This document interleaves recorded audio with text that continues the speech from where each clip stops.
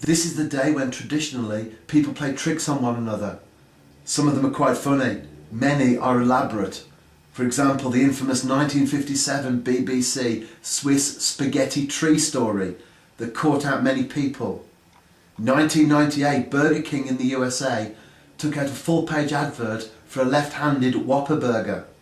Thousands of Americans visited stores that day requesting one.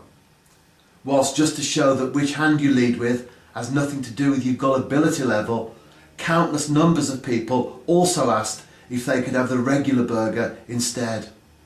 If you get caught out, then you are called a fool. An April fool, but nevertheless still a fool. The Bible, in the NIV translation, uses the word fool 87 times.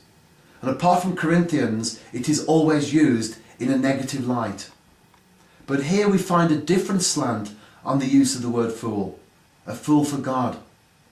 To understand what the Bible is saying, we need to read the verse in context. And that is, that it's possible to deceive ourselves.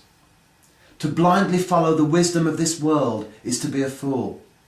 But a fool for God is someone who turns his back on that way of thinking. Instead, they choose to go God's way. A fool for God is a person who realizes that man's wisdom, as opposed to God's, is futile and misleading.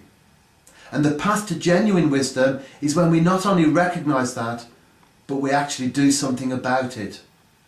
A path is only functional when we walk in it. And a path always has a destination. In this case, it is true wisdom. To walk God's way has a definite goal, which is in contrast to man's way, which often takes us round in circles. The challenge to us today is not to be fools, but instead to be fools for God. We all have to walk one or the other roads. Let's choose the right one today.